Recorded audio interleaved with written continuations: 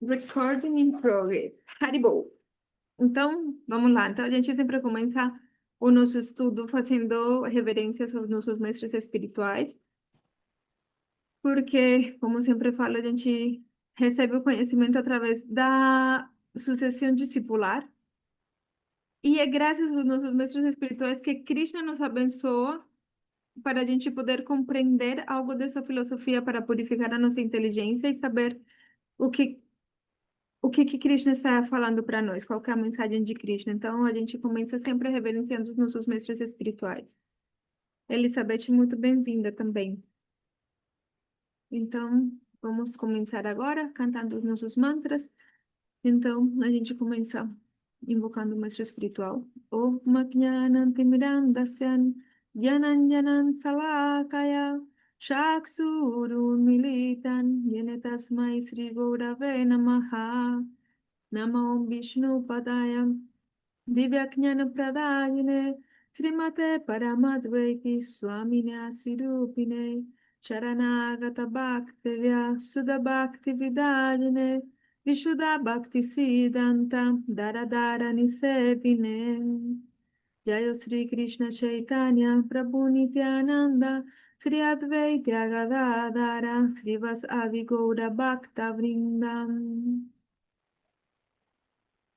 Vanchakaupatarubhyascha kripa sindhubhya eva cha patitanam pavanebhyo vaishnavebhyo namo namaha Dindayai tulasi devyai priyayai kesavasya cha Krishna bhakti praji devi sachavaitai namo namaha Hare Krishna Krishna Krishna Hare Hare Hare Rama Hare Rama Rama Rama Hare Hare Hare Krishna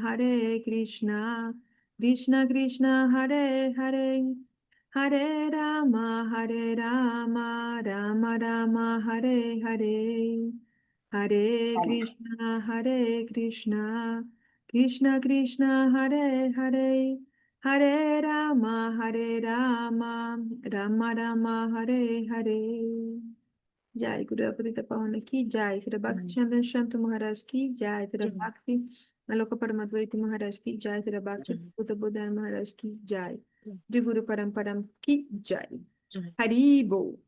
Então, muito bem-vindas, bem-vinda Tilakini também, a minha tia Haribol, bem-vindas. Haribo, Haribo, Tilakini, achei que não ia chegar, hein? cheguei na hora certa, hein?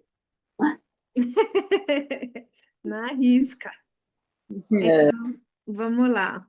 E minha tia também, bem-vinda. Então, eh, vamos lá, a gente vai compartilhar hoje a nossa. Quem fala qual verso que a gente está, falou que vai chegar mais tarde. Então, eu tive que procurar no vídeo anterior para saber em qual verso que a gente parou. A tia aqui não sabe qual verso que a gente parou? Nada. Eu tô vendo aqui porque eu tirei um print. Oh, que Você chique! lembra qual que era a data? 22 de maio? 22 de maio. Aqui. Verso 2.42/43. Ótimo. Então, cheguei no verso certo. Então, só para lembrar um pouquinho, a gente está no capítulo 2. O capítulo 2 do Bhagavad Gita. O título desse capítulo em sânscrito, se eu não me engano, me parece que é Shankya Yoga. Mas eu vou verificar aqui. Como Srila Prabhupada é o capítulo 2 em sânscrito, chama Shankya Yoga. Srila Prabhupada, ele colocou o título desse capítulo de o resumo do conteúdo do Gita, porque nesse capítulo, que é quando começa realmente o Bhagavad Gita, porque lembra que no capítulo 1, Arjuna começa a se lamentar, e quando ele pede para Krishna colocar o carro no meio dos dois exércitos e começa a se lamentar por ele ter que lutar contra seus familiares, contra seus entes queridos, e aí, finalmente, quando Ele fica tão desesperado que ele compreende que ele não sabe mais o que ele deve fazer, que ele não compreende qual mais é o seu dever. Então ele pede para Krishna se tornar o seu mestre espiritual e lhe conduzir, e lhe orientar, e lhe falar o que era certo, qual que era o dever que ele devia cumprir. E Arjuna deu toda uma série de argumentos que Krishna começa, a partir desses argumentos que ele deu, baseados no apego que ele sentia, no afeto que ele sentia pelos seus familiares aí reunidos com ânimo de luta. Então, Krishna vai respondendo cada uma das perguntas. Então, lembrando que o capítulo 2 ele se chama Shankya Yoga, porque ele começa a dar uma descrição. Então, lembra que no nosso encontro passado, a gente falou, Krishna fala um, dois, três versos atrás, Krishna fala para Arjuna que ele até aqui falou de Shankya Yoga. E o que ele falou nesses versos anteriores foi a descrição da alma, do que é a alma, as características da alma e as características do corpo material para poder diferenciar qual que é a diferença entre corpo e alma. Esse é um conhecimento fundamental que precisa ser muito claro. Quais são as características da alma? A gente fez uma aula depois de um super resumo muito boa para a gente lembrar quais são as características da alma, o que que é a alma, o que que eu posso chamar de alma e o que que eu posso chamar de corpo. E qual que é a diferença entre o eu, ou alma, e o corpo material. Agora, Krishna depois falou, bom, agora eu te falei de Shankya Yoga, né, de Jnana Yoga, agora eu vou te falar de Bhakti Yoga. Então, ele começa a dar as características do processo de Bhakti Yoga, certo? E agora, hoje a gente vai ver por onde Krishna vai continuar. Então, a gente parou no verso 2.42, 43. Então, vamos só ver qual era o verso 2.42. Não, verso 2 ponto. Quem não tiver o Bhagavad Gita, é bom ter o Bhagavad Gita. A gente está estudando, essa aqui é a versão pequena, e a gente também está estudando a versão maior de Srila Prabhupada, e também outras versões de alguns dos nossos acharyas, como Srila Bhakti Pramod Puri Goswami Maharaj, Srila Visvanatha Chakravarti Thakur, e um monte de nomes difíceis de entender, que eu não vou nem falar todos para vocês agora. Então, lembrem que aí nos capítulos, nos versos anteriores, então, Krishna falou acerca de Bhakti Yoga, e ele falou algumas características de Bhakti Yoga, como que quem pratica esse processo se liberta do medo, do pior dos medos. E que quem está neste caminho, o verso anterior foi: aqueles que estão neste caminho são determinados em seu propósito e sua meta é uma. Ó Arjuna, a inteligência dos irresolutos tem ramificações ilimitadas. Então, a gente falou acerca da importância dos desejos materiais, de como os desejos fazem que a nossa inteligência se ramifique e que a gente vai criando um monte de teorias simplesmente para satisfazer os nossos desejos. Lembram disso um pouquinho, quem esteve na aula passada?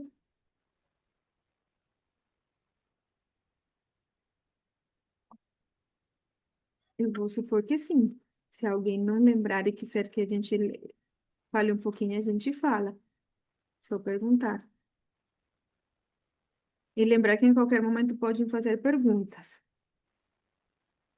Se estiverem acordados, né? Que o Carlos está aí dormindo, mas se estiver acordado, pai. Então vamos lá, verso 2, 42, 43. Os homens de escasso conhecimento se apegam muito às palavras floridas dos Vedas, que recomendam diversas atividades lucrativas para a elevação aos planetas celestiais, um próximo bom nascimento, poder e assim por diante. Como têm desejo de satisfazer os sentidos e de ter uma vida opulenta, eles dizem que não há nada mais do que isso. Então, vamos lá. O que que são os Vedas? Vocês lembram? Eu quero saber como que eu compartilho com vocês um quadro branco. Estou cheio.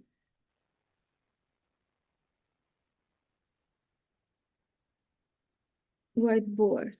New whiteboard.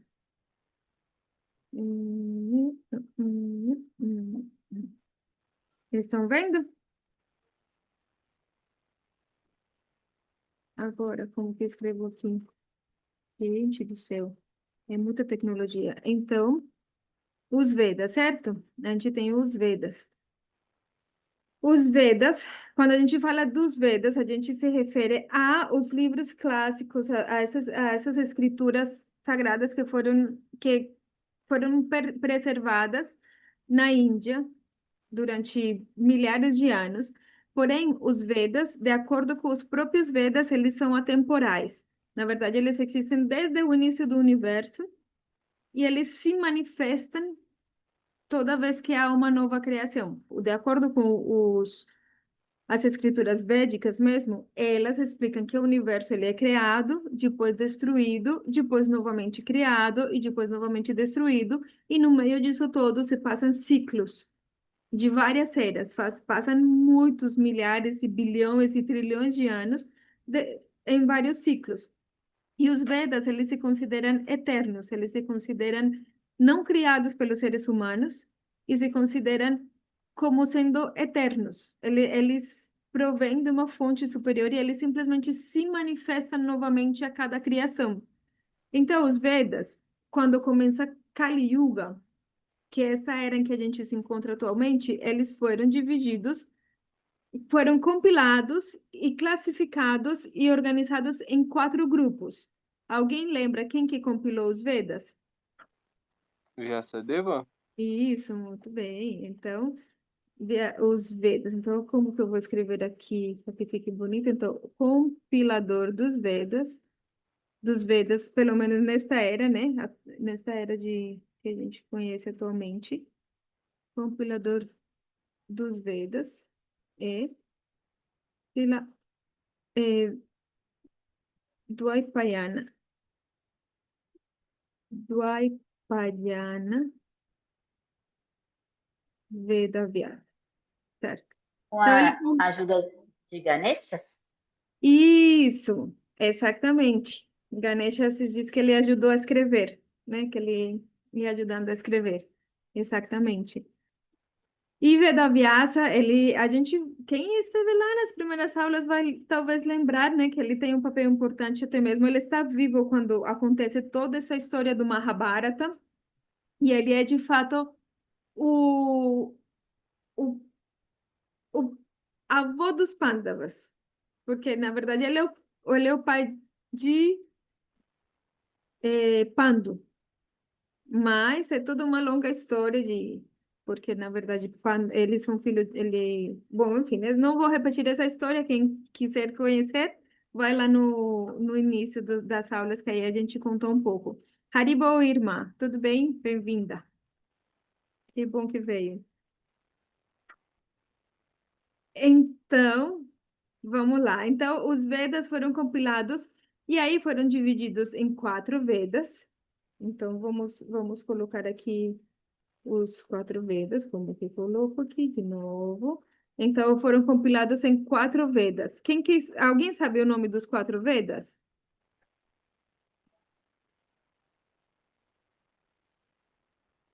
Os quatro Vedas, então, que são Haribo, Haribo.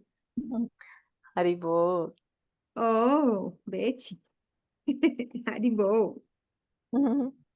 Então, vamos lá. Os quatro Vedas. Talvez eu escreva errado como se escreve o nome dos Vedas, mas, enfim, só para vocês saberem. O Rig Veda, o Yajur-Veda, o Atharva Veda e o Sama-Veda. São o que se conhecem como os quatro Vedas, certo? Fora dos Vedas, dos quatro Vedas, eles cada um vai tratar de tópicos específicos, tópicos diferentes. Fora os quatro Vedas, só para a gente resumir um pouco, está o Vedanta Sutra, que é um compilado assim muito condensado, composto em sutras, em frases muito condensadas, que dão um conteúdo filosófico muito condensado mesmo e muito profundo.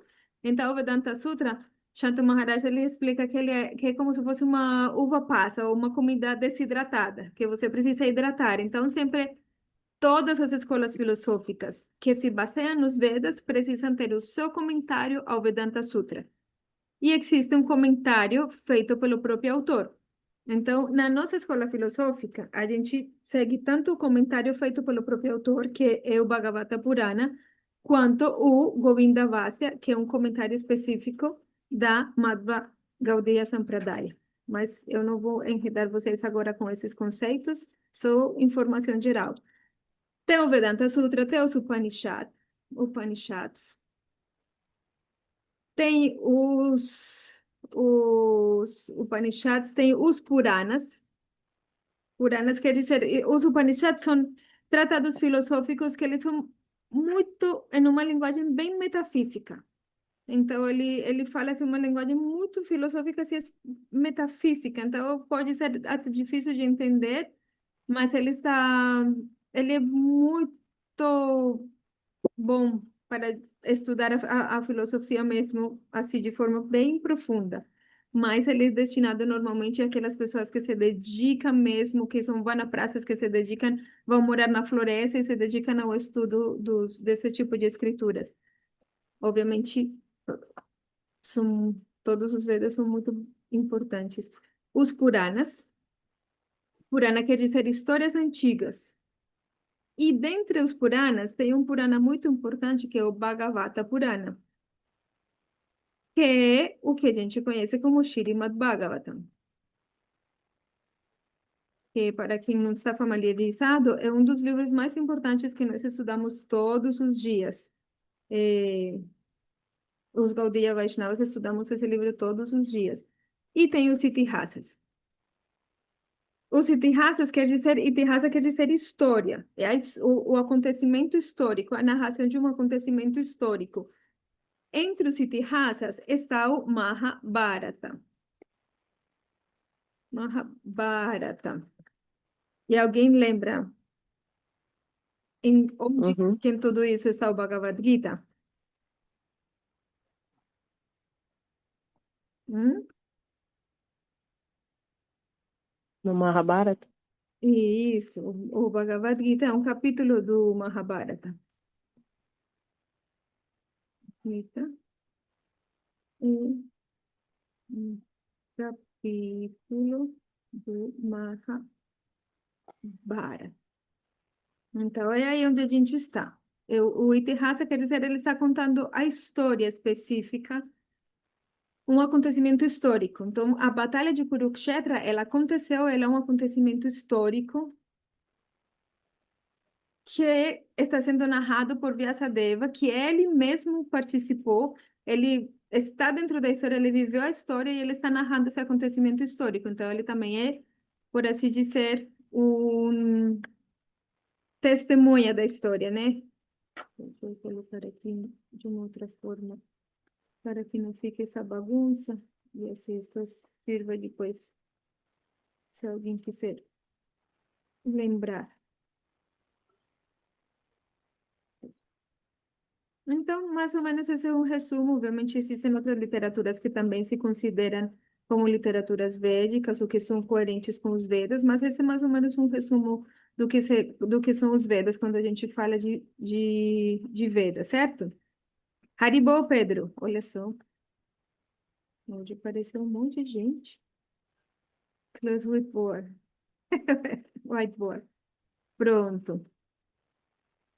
Então, isso é só para a gente mais ou menos lembrar quando a gente fala dos Vedas, que a gente está falando. Então, vamos agora continuar aqui. Então, no Bhagavad Gita, no verso 2.42 e 43, então, Krishna faz referência aos Vedas. Então, os homens de escasso conhecimento se apegam muito às palavras floridas dos Vedas, que recomendam diversas atividades lucrativas para elevação aos planetas celestiais, um próximo bom nascimento, poder e assim por diante. Como têm desejo de satisfazer os sentidos e de ter uma vida opulenta, eles dizem que não há nada mais do que isso. Então, em todos esses livros lá que a gente viu, todos eles são enormes. Eles vão te falar acerca de qual é a forma de se comportar, quais são os rituais que têm que ser feitos de acordo com os objetivos que você tem para cumprir, qual é as regras da moralidade, se você está numa circunstância, qual é a forma correta de acordo com qual é a regra moral ou ética que melhor se aplica a essa circunstância, que tipos de votos ou de austeridades você pode fazer para conseguir elevar seus planetas celestiais. Então, os Vedas, eles são muito grandes, muito amplos. Eles vão te falar de muitos temas, basicamente nada que não esteja dentro dos Vedas. Eles vão te falar de todas as ciências, vão te falar a geografia do universo, vão te falar, te descrever todos os diferentes planetas, como que eles funcionam, vão te descrever tudo, tudo, tudo, absolutamente tudo. Então, obviamente, as pessoas piedosas, eles vão se orientar de acordo com as escrituras sagradas. Então, estamos em um contexto em que a sociedade védica, a sociedade em que Krishna estava naquele momento, e Arjuna também se guiava pelos princípios védicos.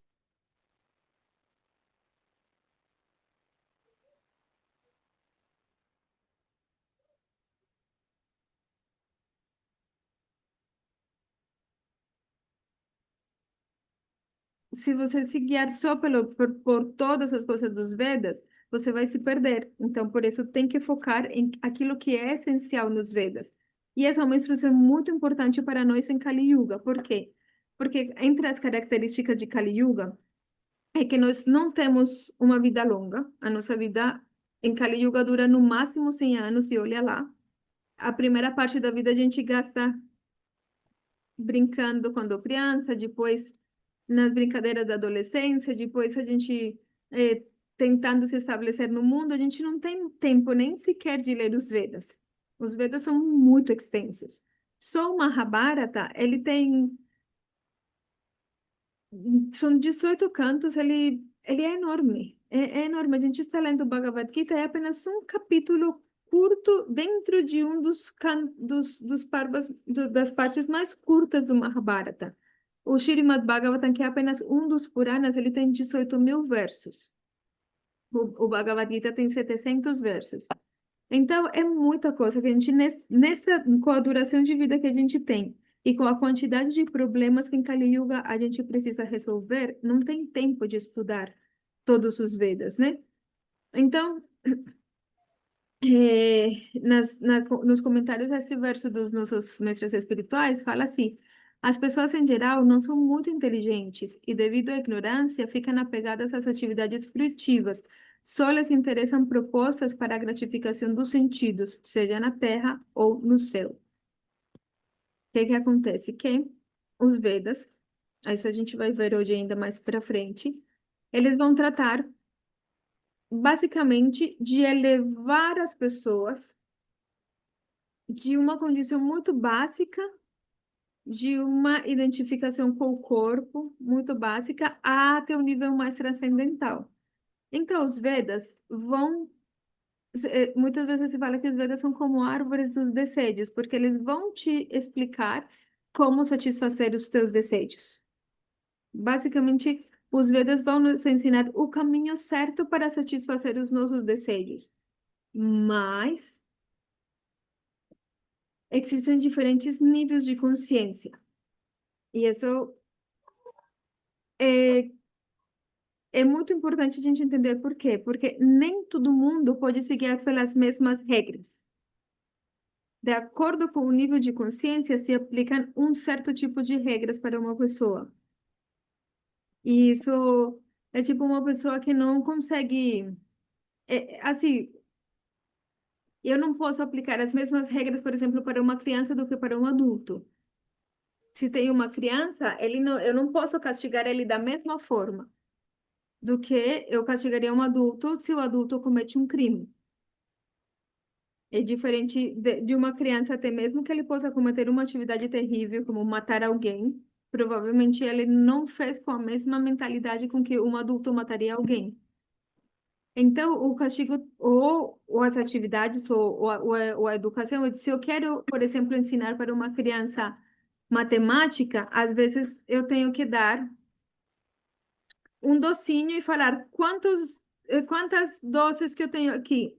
Ah, eu tenho um doce. E se eu tiver mais um doce? Ah, mas a criança o que quer é o doce. Mas através do doce, eu vou ensinar para essa criança matemática. Então, de acordo ao o nosso desejo, os Vedas, eles vão nos ensinar a forma de satisfazer esses desejos. Por isso que nos Vedas, por exemplo, no Mahabharata mesmo, ele conta a história, ele tem uma boa porção do Mahabharata em que ele se fala acerca de filosofia. E essa filosofia, ou de perguntas de como levar a vida no dia a dia. E vocês podem ficar até muito confusos quando vocês lêem no Mahabharata, e no Mahabharata se explica até mesmo, por exemplo, o consumo de carne. De que forma consumir carne? E a gente fala, nossa, mas a gente não é vegetariano, por que que fala de consumo de carne? Mas depois, mais para frente no Mahabharata, vai falar, mas consumir carne é muito pecaminoso. Mas se você está muito apegado ao consumo de carne, então você tem que consumir a carne desta forma. Tem que ser feita em um sacrifício específico, ou você mesmo tem que caçar o animal de uma forma justa. Tem um monte de regras que se aplicam para o consumo de carne. Mas os Vedas vão te falar, tá bom, você quer consumir carne, então consume dessa forma. E dessa forma você vai se purificar. Mas o que que acontece? Que é o que fala aqui nesse verso, basicamente é isso. Que as pessoas, devido aos seus desejos materiais, eles ficam muito apegados às permissões que os Vedas dão, ou à forma como os Vedas vão te explicar que você pode alcançar o céu, os planetas celestiais. Então, normalmente, existe a tendência a gente realizar atividades boas, porque a gente deseja uma recompensa, porque a gente deseja. No caso de alguém que conhece os Vedas, vai querer ser elevado aos planetas celestiais. Por quê? Porque nos planetas celestiais a gente pode desfrutar, o nível de desfrute é muito maior. Vocês tá fazendo sentido o que eu estou falando até agora ou está muito confuso? Sim? Sim, Tá. Lembre que se tiverem dúvidas, em qualquer momento podem perguntar, certo? obrigado. Obrigado. Então, o que que acontece? Que a maioria das pessoas não são muito inteligentes. Por quê? Porque a maioria das pessoas desejam ou desejamos frutos temporários. A gente se esforça muito para obter coisas que são temporárias. Nesse sentido, a gente não é muito inteligente. É como é, a gente ter de repente vir.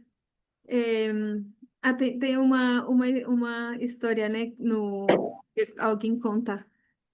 Que vai sei lá, o rei na cadeia e fala, eu vou satisfazer qualquer coisa que os preços peçam, eu vou satisfazer.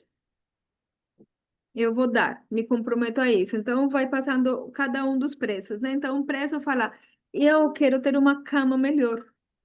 Eu gostaria de ter um colchão mais confortável. Tá bom, tenha. Ah, eu gostaria, na verdade, de ter um negocinho para coçar as minhas costas, porque coça muito, né? E aí é mais fácil, tá bom, tenha. Ah, eu gostaria de ter um banheiro privado. Tá bom, tenha. E aí, até que finalmente chegam e fala, mas você vai satisfazer qualquer coisa que eu pedir? E o rei fala, sim, tá bom, então eu quero a liberdade. Eu quero sair da cadeia. Então, a conclusão é que, na verdade, qual de todos os preços é mais inteligente? O que pediu para sair. É, exatamente. Porque o rei falou, eu vou dar o que vocês peçam. Para que você pede coisas para continuar preso? Simplesmente para fazer a sua vida na prisão mais confortável. Melhor você, então, tá bom, então eu prefiro sair daqui. Então, por isso que as pessoas, os Vedas vão te satisfazer o desejo que você quiser. Os Vedas vão te explicar, tá bom, você quer beber vinho ou álcool, o que for? Tá bom, há uma forma correta. Você deseja desfrutar de vida sexual? Há uma forma de fazer isso. E os Vedas vão te ensinar tudo, como fazer tudo. Mas os Vedas também podem te satisfazer o desejo de você sair da prisão. E você falar, tá bom, então eu quero sair daqui. Então, por isso que normalmente as pessoas pouco inteligentes preferem essa promessa de gratificação sensorial, que a gente fala nos Vedas, mas isso também faz parte da nossa realidade. Normalmente a gente se aproxima da espiritualidade com buscando a gratificação dos sentidos. Então a gente se aproxima, obrigada. Chegou um chacinho quente aqui. Haribo. A gente se aproxima normalmente da espiritualidade procurando satisfazer os nossos desejos. Normalmente a gente se aproxima de Deus pedindo para Ele, me dê isso, me dê aquilo, me dê saúde, me dê um carro. Ai, meu Deus, eu gostaria de ter uma casa. Ai, Deus, não sei o quê. Então, essa é uma forma, é como você se aproximar do rei, ao invés de pedir o mais elevado, você pede uma coisa para você ter a sua vida na posição mais confortável, ao invés de você pedir a liberdade. Isso é pouca inteligência. Essa aqui é... Então, se os mestres espirituais falam que quando Krishna está falando esse verso aqui, ele não está falando para essas pessoas de pouca inteligência, que simplesmente desejam os resultados frutivos. Ele está falando para pessoas que estão com o olho um pouquinho mais aberto, que estão pensando, não, mas espera aí, será que Deus é simplesmente um atendente de call center que eu ligo para fazer reclamação ou para fazer um pedido ou alguma coisa assim? Será que Deus é apenas isso? Então, quando a gente começa a pensar, não, espera aí, se Deus for um pouquinho mais do que isso, eu quero entender um pouquinho melhor, né? Eu quero uma relação um pouquinho mais próxima. Então, Krishna está falando para esse tipo de pessoas, para as pessoas que têm o olho um pouquinho mais aberto e não simplesmente as pessoas que simplesmente têm desejos materiais, e todos nós temos desejos materiais, só que nós estamos abrindo o nosso nível de consciência, por isso que nós estamos aqui estudando o Bhagavad Gita. Mas a pessoa que está muito focada em simplesmente satisfazer os desejos materiais, as necessidades do corpo, não vai ter a inteligência para compreender a mensagem do Bhagavad Gita. Porque não está interessado, simplesmente por isso. Porque não está interessado, porque o que essa pessoa quer é ter dinheiro para poder tomar a sua cerveja, para poder ter sexo, para poder comer gostoso, para poder ter fama, para poder ter uma posição e pronto, não deseja mais nada. Então essa pessoa não vai compreender nada além disso. Então por isso Krishna fala é para outro tipo de pessoas.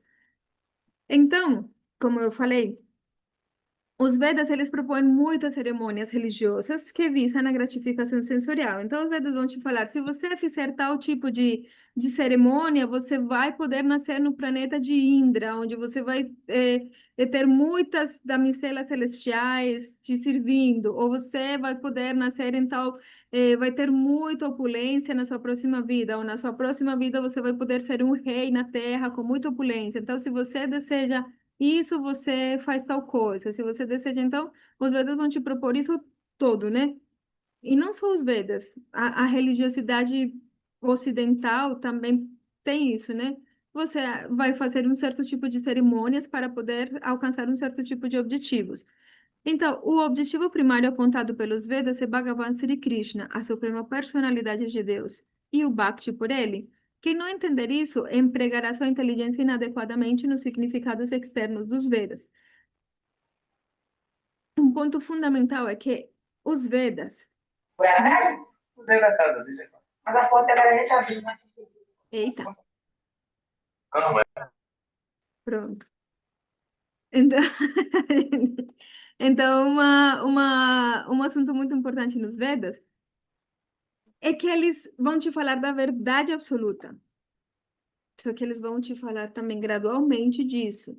Mas os Vedas, nós aceitamos os Vedas como a fonte da verdade. É tanto assim, qualquer coisa, tipo, que você possa inventar como, o processo religioso que eu vou seguir agora é tal, XY, veio da minha cabeça porque eu recebi a mensagem do não sei o que lá, Pepito me falou no meu ouvido. Se não está consolidado ou baseado nas escrituras védicas, não é aceito. Simplesmente não se, na cultura védica não se aceita uma coisa inventada. A fonte de comprovação de alguma coisa são os Vedas. Mas os Vedas são muito amplos e às vezes podem ser muito confusos. Porém, os Vedas têm um objetivo muito claro, e o objetivo é levar a gente para a transcendência, que a gente possa usar o corpo humano da forma completa, como a ferramenta que ele é, para a gente poder transcender o mundo material e chegar a nos conectar com a nossa existência eterna como almas espirituais. Esse é o objetivo dos Vedas. Mas se alguém só quer tomar cerveja, ter sexo e comer, o que adianta falar sobre, olha, a meta suprema da vida é que você é uma alma espiritual e você precisa entender isso, porque a pessoa não quer saber. Então, por isso que os Vedas vão gradualmente elevar a consciência da pessoa até que essa pessoa chegue no nível de pensar qual que é o sentido da minha existência. Por que eu existo? E para onde que eu vou depois da morte realmente? Qual que é o lugar, o melhor lugar a que eu posso chegar depois da morte? Tem uma história no Mahabharata de, de um sábio que tinha feito uma austeridade muito tremenda, assim, e ele fez uma austeridade de um jejum que era muito forte, por, tipo, o ano inteiro, muitos anos, a vida inteira. E ele, por mais que ele estava fazendo esse jejum, ele nunca ficava chateado, nunca ficava mal-humorado. Então, tanto foi que um sábio abençoou ele para ele ir para os planetas celestiais. Aí, quando chegaram os emissários lá dos planetas celestiais para levar ele, ele pergunta, mas, peraí, eu quero que me fale o que há de bom nos planetas celestiais. Né? O que a gente poderia chamar de o céu, né? O que há de bom lá nos lugares? Aí eles falam, bom, lá você não envelhece, você é sempre lindo, é sempre jovem, é sempre rico.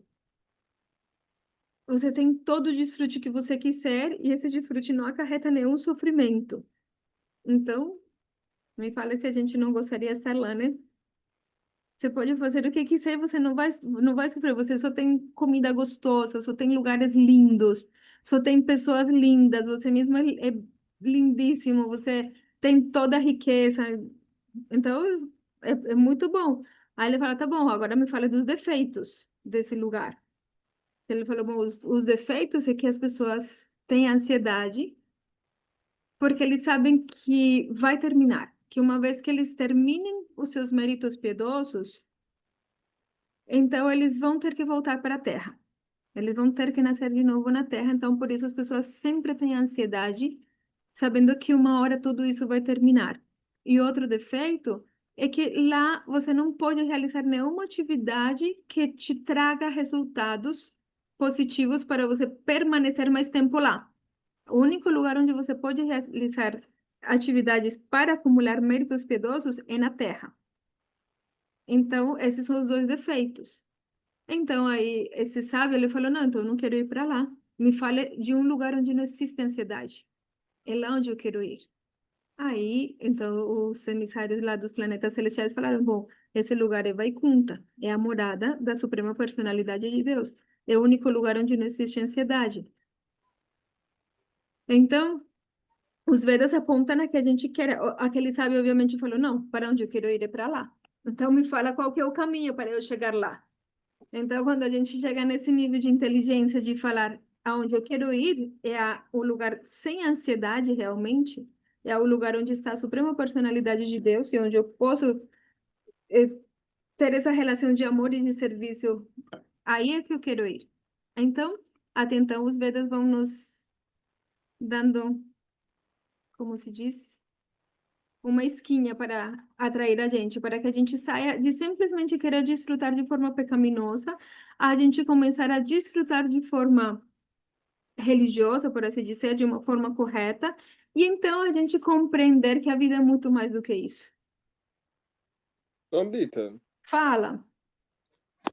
no caso, os Mayavidyas, eles são inteligentes, eles estudam os Vedas, mas por que eles não chegam à perfeição? Ou eles alcançam ou buscam apenas a libertação? Então, muitas vezes os grandes, muitos sábios eles se caracterizam por isso, porque eles procuram a moksha. Moksha quer dizer se libertar do ciclo de nascimentos e mortes. E esse é um nível também que a gente até vai ver um pouquinho mais para frente no Bhagavad Gita. Esse também é um nível de desejo material. É quando você é muito mais inteligente do que uma pessoa que simplesmente busca o desfrute do corpo.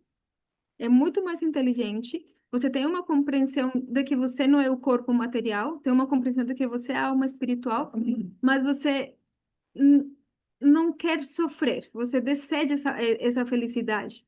Só que você entendeu que não adianta você ir para os planetas celestiais, por exemplo. Porque você vai ter que descer, porque você vai ter ansiedade e tudo. Então, eles desejam como uma bem-aventurança muito estável, muito assim, calma, perpétua. Então, normalmente, eles desejam se fundir com a forma do Brahman pessoal. Mas são pessoas de muito conhecimento. Maha Vidya quer dizer grande conhecimento. Compreendem a diferença entre corpo e alma, compreendem muitas coisas, mas ainda é como se explica como se o mundo material fosse, quando você está pegado ao desfrute do mundo material, é como se você estivesse do lado negativo. Quando você desapega disso, é como se você estivesse no zero. Agora, a existência positiva é quando você entende a existência eterna, sem conservando a sua individualidade e não perdendo essa individualidade. Então, normalmente a maioria dos grandes sábios chegam até o ponto zero. Por isso que o Bhakti é muito além desse ponto. E é isso que no Bhagavad Gita Krishna vai explicando. Isso responde, Kala? Claro. Ótimo. Então, chegamos no verso 2, capítulo 2, verso 44. Bhagavad Gita diz: Na mente daqueles que têm demasiado apego ao prazer dos sentidos e à opulência material, e que são confusos por tais coisas, a determinação resoluta para o serviço devocional ao Senhor Supremo não se apresenta. Então, vamos lá, ver o que falam os nossos acharyas. Samadhi, ter a mente fixa. Samadhi é, o verso em sânscrito usa essa palavra, samadhi. Ter a mente fixa para compreender o eu. Então, ele está falando, aqueles que têm muito apego ao prazer dos sentidos não chegam ao samadhi, quer dizer, a sua mente não consegue ser fixa. Samadhi nunca é possível para pessoas interessadas em satisfazer os sentidos materiais, nem para aqueles que se deixam confundir por essas coisas temporárias. O processo da energia material acaba condenando-os. Então, a mente, ela muitas vezes é chamada de sexto sentido, porque ela funciona completamente em interação com os sentidos. De acordo com os Vedas, a mente, ela é um elemento material. Há muita confusão a respeito disso. A Roseni chegou, Haribo, que bom que deu para chegar. Ótimo. Então, de acordo com os Vedas, a mente ela está completamente ligada aos sentidos. Os 5 sentidos da percepção, visão. Estou dirigindo, mas vou tentar acompanhar. Ah, a Rosine está acompanhando, mas vou dirigindo. Haribo, que bom. Bem-vinda. Ótimo. Sou o seu caderninho que vai ficar sem anotações agora, né? Depois vai ter que rever e anotar. A Rosine é sempre que fala qual verso a gente parou. Então, os 5 sentidos, né? A visão, o tato, o sentido do olfato, o gosto, todos eles, com isso a gente adquire informações do mundo e essas informações são processadas pela mente. Então, a mente, ela está atrelada aos sentidos, mas a mente, ela é um elemento sutil, ela está feita, por assim dizer, de uma energia sutil, mesmo que ainda seja energia material. E a mente, se fala que ela reflete é como se fosse um vidro transparente através do qual a luz da consciência consegue passar. Mas ela em si, a mente em si, ela é um elemento material. Como matéria, ela não tem vida por si só. Mas A mente é muito importante. Basicamente, todo o processo que nós seguimos é para conseguir controlar a mente. A mente descontrolada, ela simplesmente vai atrás de satisfazer os sentidos. Então, a mente descontrolada simplesmente vai procurar as formas de satisfazer os sentidos, sem se importar com nenhuma regra ou com quando ou como é a forma certa, auspiciosa de fazer as coisas. Não. Eu quero comer chocolate. Não me importa se esse chocolate vai me dar dor de barriga depois, não me importa se eu estou doente e o chocolate vai me fazer mal, porque eu quero chocolate, porque a minha língua deseja saborear o chocolate. Então, a mente, um aspecto mais sutil ainda da mente é a inteligência. Então, a inteligência, através da inteligência, nós podemos controlar a mente. Então, por isso que o estudo dos Vedas nos ajuda a gente treinar a nossa inteligência, para com uma inteligência treinada, a gente poder controlar a mente. Quem assistiu hoje a aula de Shantu Maharaj, de manhã, ele falou uma coisa que eu achei muito legal. Ele disse assim, a gente não estuda os Vedas como de uma forma doutrinária. Então, quando a gente estuda o Bhagavad Gita, não é para que a gente tenha uma série de dogmas e falar, então eu acredito nisso, eu acredito. Não. A ideia de estudar o Bhagavad Gita é pensar, fazer a gente refletir e pensar e a gente observar e falar, isso é verdade ou não? E o que que isso tem a ver comigo? Então, é treinar a nossa inteligência. E com nossa inteligência, a gente poder controlar a nossa mente. Porque a mente descontrolada, ela simplesmente vai correr para cá e para lá, atrás da satisfação dos sentidos. E uma mente que não está fixa, que não é controlada, não consegue chegar a um propósito mais elevado. No máximo, vai conseguir satisfazer algumas vontades do corpo e da mente. E vai gastar a sua vida nisso. Mas sem uma mente controlada, eu não consigo chegar a um propósito mais alto. E isso a gente vê no nosso dia a dia. Se eu quiser, por exemplo, viajar para Londres, a passagem para Londres custa, sei lá, US$ 600. E eu preciso poupar dinheiro para ter esses US$ 600. Então, eu preciso hoje, nossa, que vontade de comer uma pizza. Eu vou gastar dinheiro para comer essa pizza. Não, peraí. Eu quero viajar para Londres, então eu vou me segurar essa vontade de comer pizza. Vou só comer talvez um pastelzinho menorzinho e mais barato, porque eu preciso poupar esse dinheiro para chegar em Londres.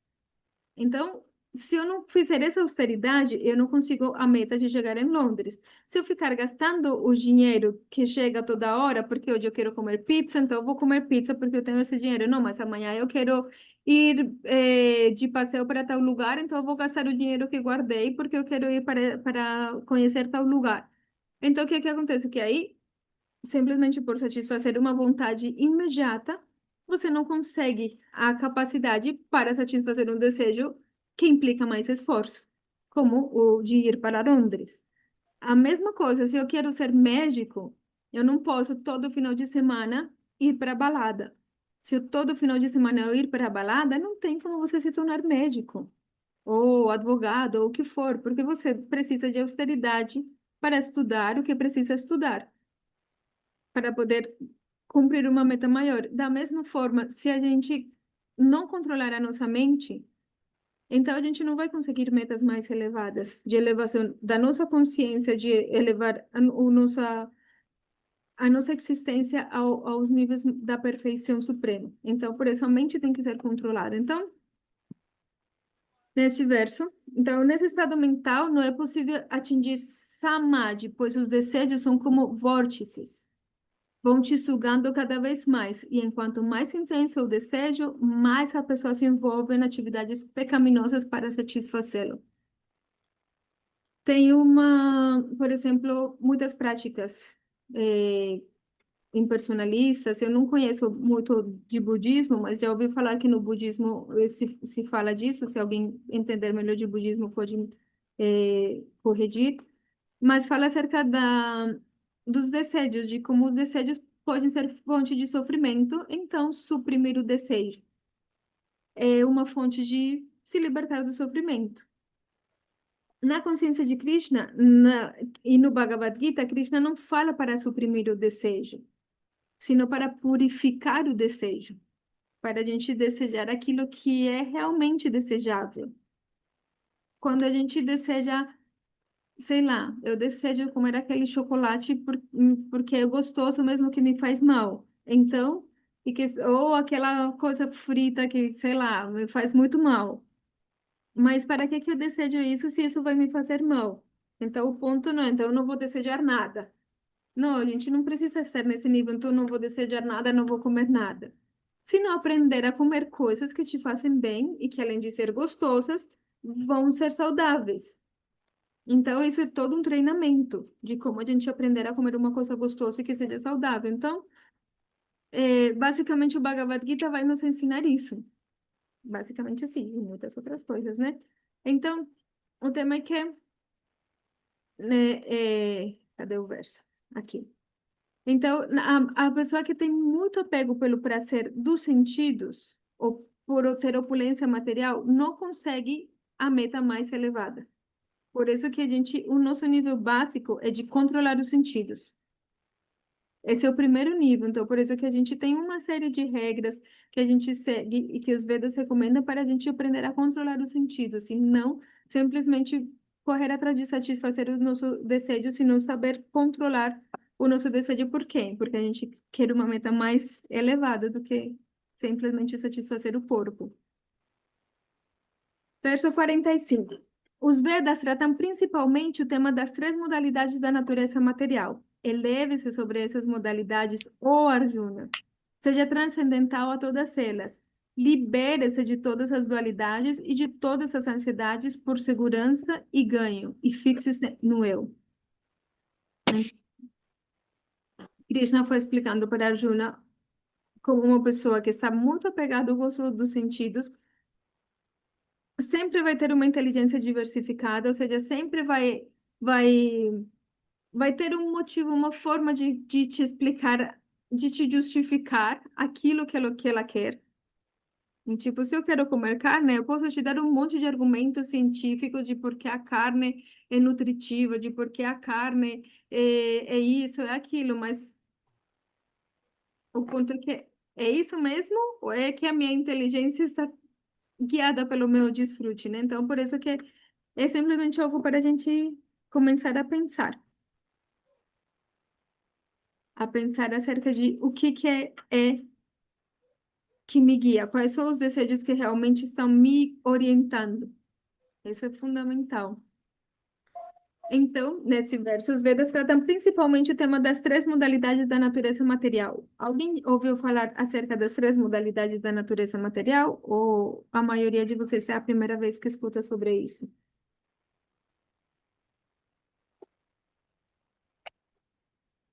Quem já ouviu falar pode levantar a mãozinha. O Kala já ouviu falar, né? Uhum. Tamas, Raj e Gunas. Isso. As três modalidades da energia material. Então, vamos ver se aqui fala sobre isso. Isso, as três modalidades. Então, o que são as três modalidades da energia material? Segundo os Vedas, e Krishna está falando para Arjuna que ele já conhece os Vedas, então ele não tem que parar para explicar o que são as gunas, porque ele já conhece, mas nós não. Então, a gente precisa entender essa parte, né? Então, a energia material da Suprema Personalidade de Deus, que é essa energia dele, com a qual ele cria este mundo material, ele está composto por três energias principais. E essas três energias, combinadas, elas vão criando tudo que existe no universo material. Essas três energias têm características particulares, cada uma delas. No capítulo, acho que no capítulo 14 do Bhagavad Gita, Krishna vai explicar mais profundamente cada uma dessas energias. E ele vai explicar todas as coisas, basicamente, do universo em relação com essas energias. Então, qual tipo de comida está influenciada por qual energia, qual tipo de religião está influenciado por qual energia, qual tipo de ação está influenciado por qual energia. que tipo de nascimento eu vou ter de acordo com a influência dessas energias no decorrer da minha vida e especialmente no momento da morte. Então, isso tudo vai ser muito bem explicado lá no capítulo 14 do Bhagavad Gita. Mas para a gente entender aqui, pelo menos entender, saber o que estamos falando, as três modalidades, uma é Sattva Guna, que se traduz como a modalidade da bondade. Sattva Guna é como a mais elevada das três modalidades, a mais elevada das energias. Então, é essa energia que conserva, que preserva as coisas. É a energia que dá vida, que dá alegria, que dá realmente um prazer mais tranquilo. É essa energia em que a mente está em paz. Rajaguna é conhecida como a modalidade da paixão. É essa energia que cria. Então, Sattvaguna conserva. Rajaguna é a energia da criação. Então, é aquilo que cria. E cria por quê? Porque há desejo. A criação existe porque há desejos. Então, é essa energia que gera, que traz movimento. E existe a modalidade da ignorância, ou Tamaguna, que é a energia que destrói. Todo no universo está composto por essas energias. Os momentos do dia estão influenciados por essa energia. E elas, cada uma tem a sua função específica. Tipo, Tamaguna é a energia da destruição, mas a destruição também é importante. A criação é importante e a preservação é fundamental. E essas energias têm características específicas em tudo. Mas o que se recomenda é que nós devemos nos elevar até a energia da bondade, Sattva Guna, e daí transcender as gunas, que é o que Krishna vai recomendar aqui para Arjuna. Esse é um resumo muito por cima, porque bem mais para frente a gente vai se aprofundar muito nesse tema da energia material, das características da energia material. Então, as atividades materiais, elas existem no âmbito das três modalidades gunas da natureza material. Então, as atividades materiais, antes de falar desse, eu vou falar desse aqui. As atividades materiais, o que a gente chama de uma atividade material? São aquelas atividades que têm por objetivo alcançar resultados que levem ao gozo dos sentidos. Isso é uma atividade material. Então, eu realizo algo que seja para o prazer dos sentidos. Isso se denomina atividade material. Eu cozinho para comer. Eu vou trabalhar para ter dinheiro. Eu educo os meus filhos porque eu sou feliz com isso. Isso me traz felicidade. Então, são atividades que trazem gozo dos sentidos. O que seu objetivo é esse. Uma característica dessas atividades que visam o prazer dos sentidos é que elas causam cativeiro. A gente vai ver um pouco disso mais para frente, ainda nesses próximos versos. Por que que elas causam cativeiro? Porque se eu faço algo desejando o fruto, eu preciso receber esse fruto. Então, Krishna está sempre satisfazendo os desejos das entidades vivas. Então, aquilo que eu desejo, eu vou obter. Mais tarde ou mais cedo, mas uma hora eu vou obter aquilo que eu desejo.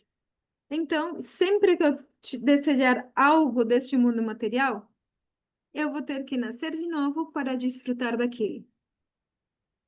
Então, se a gente deseja ser rico, pode ser que nesta vida a gente não seja, mas uma hora, quando a gente tiver mérito suficiente, a gente vai ter que nascer para ser rico. Porque é o que eu desejei intensamente. Então, os desejos vão ser satisfeitos uma hora. Então, por isso que uma hora eu não consigo nunca sair deste mundo material enquanto eu ainda tiver desejos para satisfazer neste mundo material. Em últimas, nós estamos aqui por conta dos nossos desejos e vamos estar aqui enquanto ainda tivermos desejos materiais. Quando finalizam as atividades materiais, se abre a oportunidade para a compreensão espiritual. Ou seja, quando a gente começa a estar nesse nível em que a gente para de agir simplesmente para satisfazer os nossos sentidos. Quando a meta das nossas atividades não é a mera satisfação sensorial. Não é simplesmente eu ter uma posição neste mundo, ou ter um desfrute de qualquer seja dos sentidos, ter conforto para o corpo. Quando essa para de ser a minha meta, aí começa então a compreensão espiritual.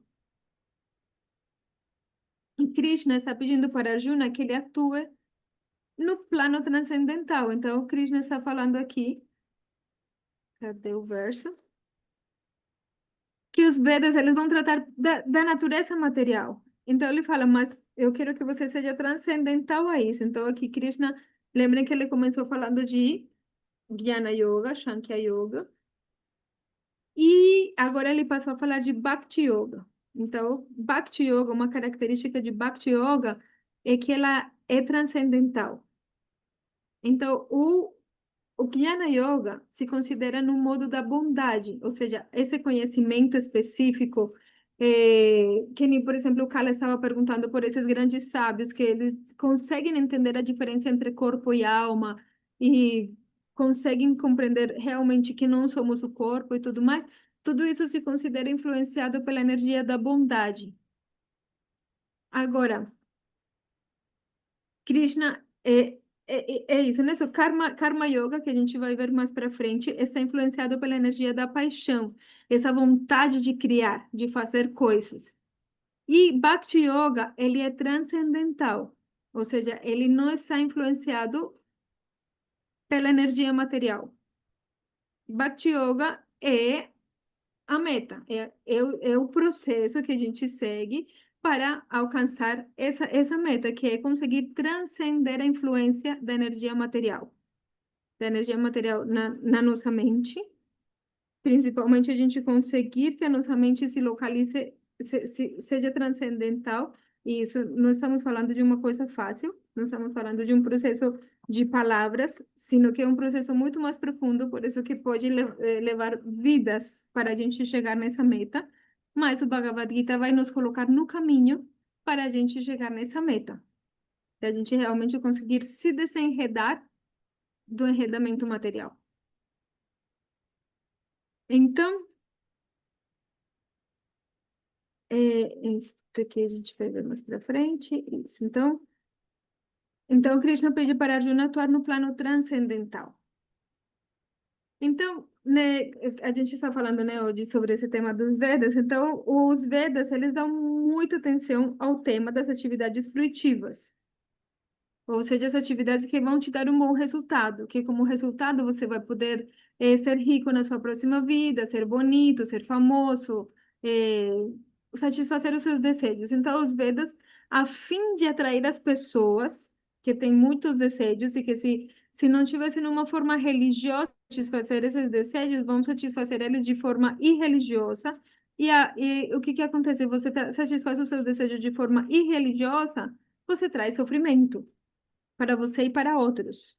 Esse aqui é o ponto. Você traz muito sofrimento. Então, se você simplesmente deseja, por exemplo, você deseja ter vida sexual e você simplesmente vai ter uma vida sexual sem nenhuma responsabilidade, depois ter uma gravidez indesejada, depois dessa gravidez talvez tenha um aborto ou não, ou simplesmente acabe abandonando o seu filho, né? O homem deixa uma mulher grávida e depois vai embora porque não era isso que queria, não sei o que. Então, o que que acontece? É que esse tipo de vida sexual vai causar sofrimento.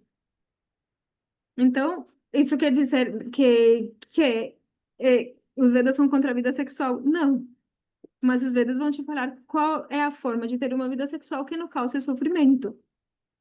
Que você não esteja exposto a esse sofrimento e que não cause sofrimento para outras pessoas. Então, os Vedas vão te ensinar como satisfazer esses desejos e pouco a pouco você vai ir se elevando. Mas eles vão te dar esse atrativo, né?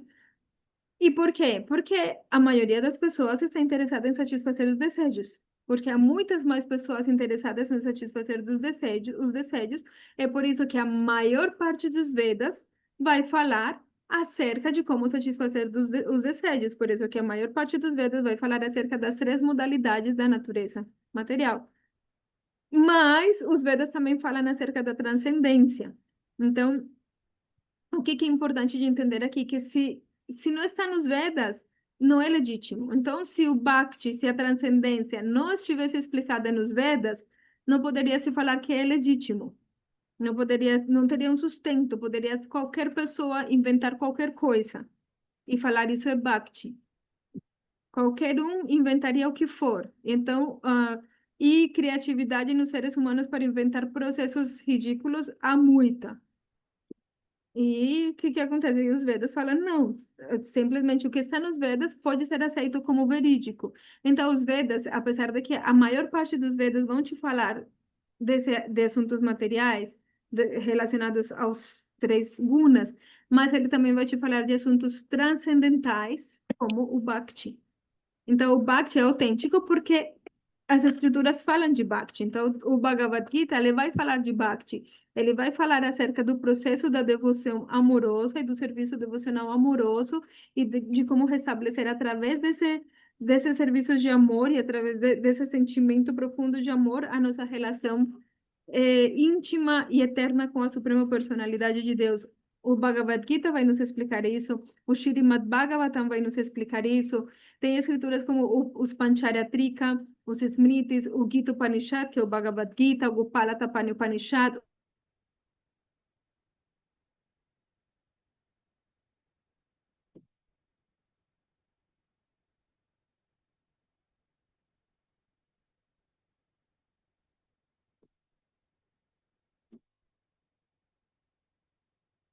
Por quê? Porque os Vedas são a apresentação do teísmo em sua forma mais completa. Então, os Vedas e as escrituras que concordam com a versão védica, né? Porque muitas outras escrituras podem existir. Se você lê a Bíblia é completamente coerente com os Vedas também.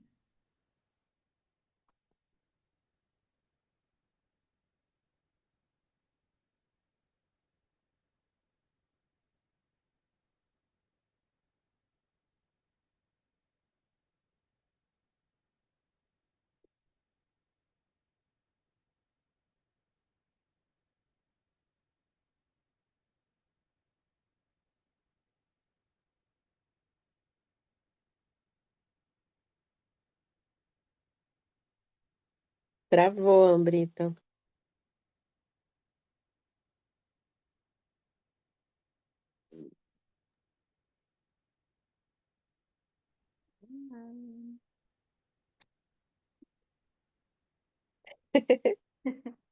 Aproveitando. Aproveita, né?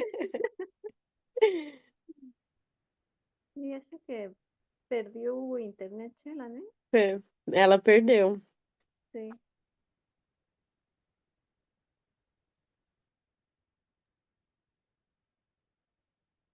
Mas tá alemã.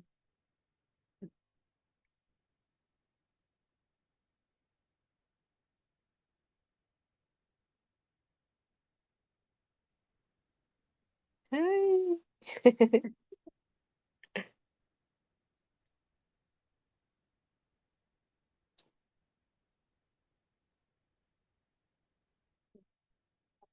Ixi.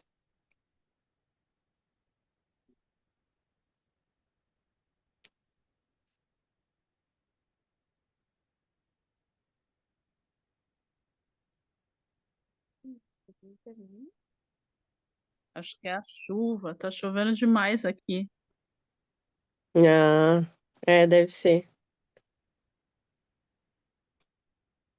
Agora o internet não vai ativar.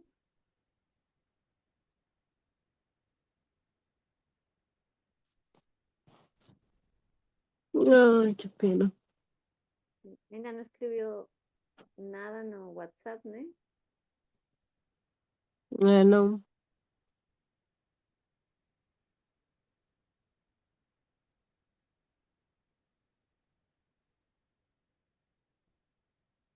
Rita falou que estava chovendo. Sim, Hum. tava chovendo lá. Oh, então pode ser.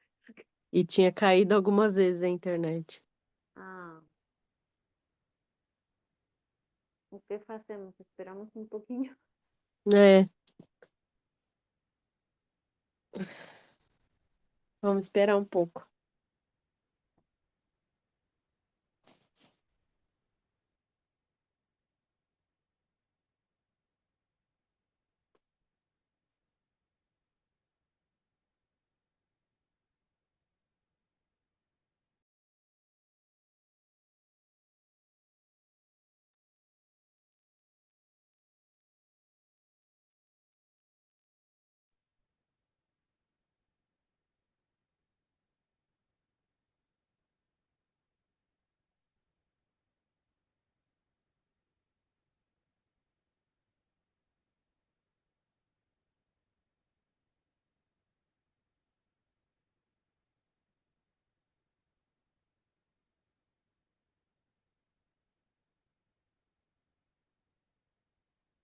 Ainda?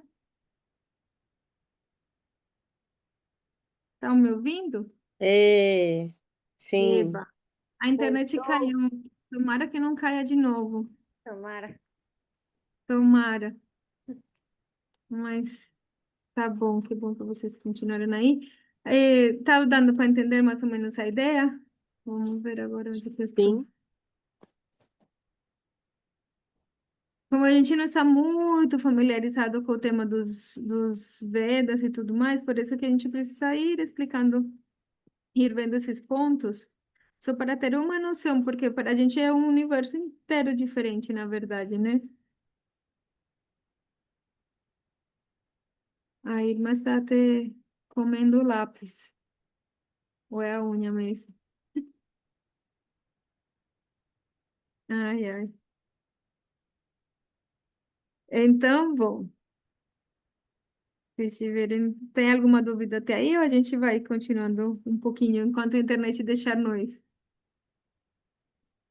Vamos continuar.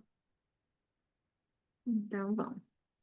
Então, é isso. Então, o que Krishna está sugerindo para Arjuna é que eh, Krishna, que ele se liberte das três forças coercitivas da natureza material, ou seja, dos três modos da natureza, que Krishna vai falar para ele mais para frente como eles prendem a gente neste mundo material e se firmem na transcendência, né, que é Nirguna. Dos temas, ou em outras palavras, né, Krishna está falando, os Vedas tratam de muitos temas. De todos os temas que os Vedas tratam, prefira os assuntos transcendentais, prefira aqueles temas que são transcendentais.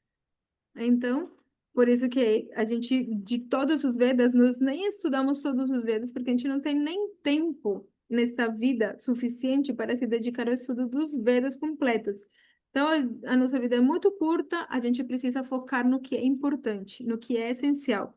Por isso que a gente foca no Bhagavad Gita, no Srimad Bhagavatam, principalmente nesses dois, mas também a gente tem o Shri Isopanishad, que é um Upanishad fundamental também, muito claro, muito direto. Então, por isso que... E só esses livros já não dá tempo nem sequer numa vida de ler. O Srimad Bhagavatam é, são 12 cantos, e são, tipo, não sei quantos livros ao todo, acho que são 18 livros, uma coisa assim. Então, e é bastante coisa, e é muita informação, e se você for ler, for estudar mesmo, leva um tempo, e para compreender mais, então, por isso, Krishna fala, foque no que é transcendental, foque nesse aspecto dos Vedas, e especialmente para nós, né? Então, verso 46. Todo sucesso conseguido pelo pequeno poço pode cumprir-se de imediato pelas grandes correntes de água. De forma similar, todos os propósitos dos Vedas podem ser cumpridos por aquele que conhece o objetivo que há por trás deles. Então, Krishna está explicando, os Vedas, eles tratam de muitos assuntos, foque no que é transcendental. E aqui ele está dando um argumento ainda mais poderoso. Ele fala, qualquer propósito que você possa satisfazer através de qualquer ritual que os Vedas te falem, você vai poder satisfazer esse mesmo propósito de uma forma muito mais abundante por se focar no aspecto transcendental, quer dizer, por adorar a suprema personalidade de Deus. Por você focar nesse aspecto, você vai poder satisfazer os seus desejos. Então, não é que você vai ficar sem satisfazer os seus desejos. Então, tem um exemplo que eu achei muito legal no na explicação que dão os nossos mestres espirituais ao respeito, é que é uma estrela no céu. Não sei qual seria o equivalente nos nomes ocidentais, mas no nome védico chama Arundhati. E essa estrela, para você poder ver ela, é muito difícil. Ela está tipo por aqui, assim, não sei se dá para ver que eu estou marcando, mas enfim, ela é difícil de ver, mas se você quiser enxergar essa estrela, o melhor é você primeiro enxergar outras estrelas em volta dela, que são muito mais fáceis de enxergar. Então, você enxerga primeiro a estrela Alcor, Mizar, e quando você descobre essas duas estrelas, então você consegue saber apontando para o norte, por exemplo, né? Para que direção você aponta, e vai ser mais fácil você encontrar a estrela Arundhati. Então, se fala que, da mesma forma, o objetivo último dos Vedas é a transcendência, é a conexão com a suprema personalidade de Deus, é a verdade absoluta, que é, em últimas, uma pessoa, que é a pessoa suprema. Mas, como é muito difícil da gente realmente atingir esse objetivo, por isso que os Vedas vão nos falar de objetivos menores. É como nos mostrar primeiro essas outras estrelas. Então, primeiro, tente ver aquela estrela, é como quando a gente vai mostrar, sei lá, olha, tem uma coisa aqui, a gente vê um pássaro lá em cima numa árvore, né? Um pica-pau que às vezes aparecem aqui e eles meio que se camuflam nas árvores. Então, para você ver, olha lá, você assinala com o dedo, olha lá, mas você não consegue ver exatamente onde está. Olha meu dedo, aponta que o meu dedo está apontando. Então, você olha para o dedo. Então, o primeiro que você tem que fazer é olhar para o dedo. E olha, o meu dedo está apontando para aquela árvore. Não, não estou vendo. Olha, tem um abacateiro embaixo, ou tem uma bananeira, e por trás da bananeira, mais para cima, você vai ver.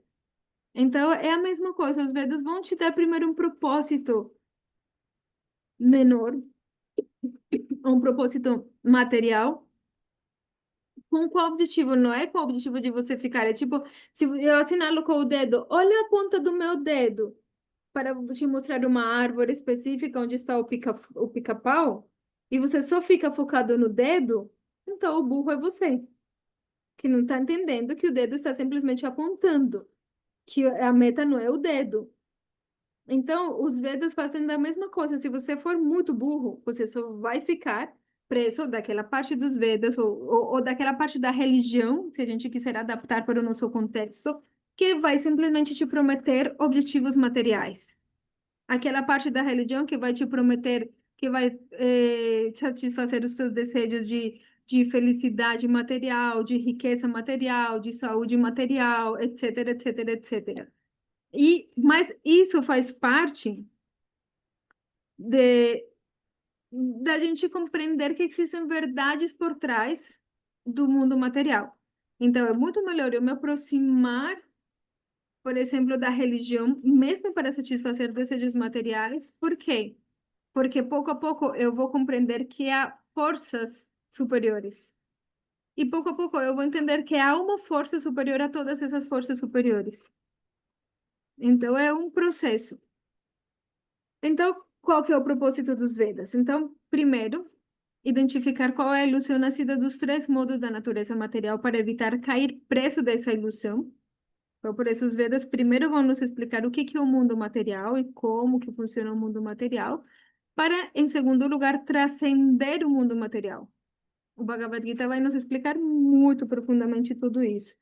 E, em últimas, o Bhagavad Gita tem muita importância porque o Bhagavad Gita vai nos falar qual é o propósito último dos Vedas.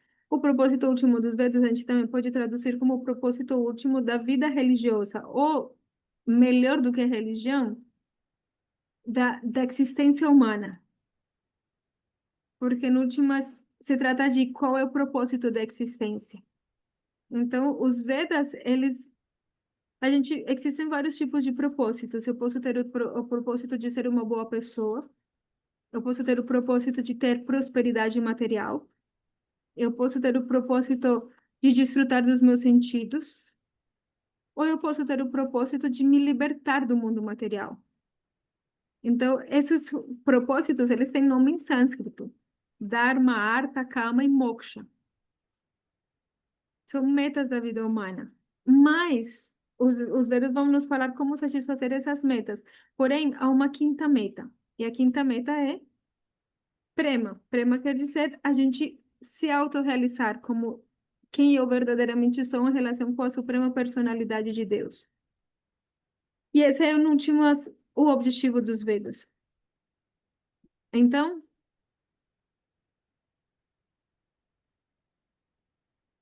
esta parte está... Bom, diz todos os propósitos conquistados pela seção dos Vedas que fala de tribuna, o pequeno poço, podem facilmente ser alcançados pela seção transcendental, o grande poço. O que isso quer dizer?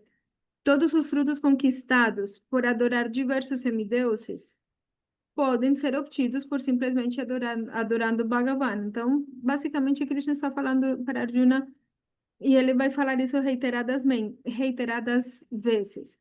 Não se preocupe tanto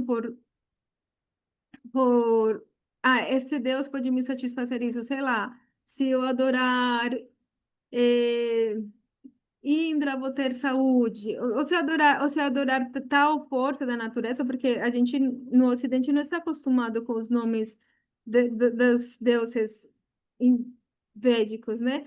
Mas esses deuses se manifestam também na nossa realidade. Então, eu sei lá, eu vou adorar a Santa Maria porque ela vai me dar tal coisa, né? Eu vou adorar Santo Antônio porque ele vai me dar um namorado, né? Ou eu vou, e se ele não me der um namorado, eu vou botar ele no freezer ou de ponta cabeça no café, não é? Então, ou eu vou adorar, sei lá, X, Y, porque ele vai me proteger. O anjo da guarda, porque ele vai me proteger. O santo não sei o quê, porque ele vai fazer isso. Então, Cristo está falando, todo o que esses deuses menores podem te dar, você pode obter simplesmente adorando a suprema personalidade de Deus. Então, e isso é muito importante, que não tinha, mas todos os deuses menores, eles simplesmente vão satisfazer os seus desejos se tiverem na aprovação do Deus Supremo. Então, por isso, é melhor você adorar o Deus Supremo do que deuses menores. Então, até aqui. Bom, aqui tem um verso do Bhagavatam que eu gosto muito, que diz: mesmo que você tenha muitos desejos, ou mesmo que você não tenha nenhum desejo, ou mesmo que você deseje se libertar do mundo material, se você desenvolver a sua inteligência, você vai adorar Bhagavan intensamente, com Bhakti Yoga. Então, o ponto é que não importa se a gente tem desejos, não tem desejos, a gente tem desejos com certeza. Mas o tema é que se a gente para a em- satisfazer os nossos desejos, a gente se aproximar de Deus, é muito melhor do que a gente querer satisfazer os nossos desejos de forma louca. Mas esses desejos vão ir se purificando até o ponto que a gente comece a desejar realmente o que tem mais valor, que é a existência eterna. Então, em outras palavras, Krishna está recomendando a Arjuna que abandone os desejos materiais e se refugie apenas em Bhakti Yoga. Nestes versos, Krishna está basicamente falando para Arjuna: abandone os seus desejos materiais e simplesmente atue de forma transcendental. Mas lembrem que o capítulo 2 ele é um resumo do conteúdo do Bhagavad Gita. Então, Krishna vai se aprofundar muito mais no tema do Bhakti Yoga, especialmente entre os capítulos 6 ao 12, no 7 ao 12, 7, 8, 9, 10, 11 e 12, especialmente nesses capítulos. Então, e essa é a única forma de transcender os modos da natureza material, ou seja, a única forma da gente conseguir superar a escravidão a qual a gente está sujeito devido à influência da energia material. Mesmo que a gente se ache muito livre, nós, na verdade, atuamos como marionetes movimentadas pela energia material. E isso é uma coisa muito difícil para a gente entender, porque nós nos achamos livres e nós nos achamos os independentes completamente, mas o Bhagavad Gita e os Vedas vão falar: não, você não é independente, você atua de alguma forma, forçado ou impulsionado pelas energias da natureza material. Então, isso, quando a gente entra a compreender, por exemplo, a influência que tem essas energias na nossa mente, a gente começa a perceber que muitas das nossas atitudes, na verdade, são simplesmente atitudes influenciadas por essa energia material, que ainda não sou eu, mas eu sou identificado com essas atitudes.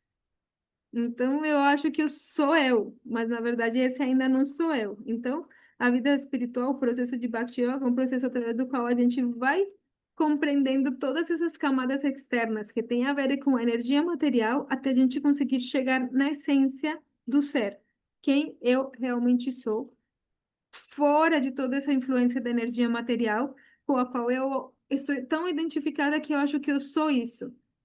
Eu acho que eu sou uma boa pessoa, ou eu acho que eu sou eh, uma pessoa muito produtiva, eu acho que eu sou muito inteligente, eu acho que eu sou compassivo, eu acho que, na verdade, tudo isso é influência da energia material, e por trás de tudo isso, onde que eu estou?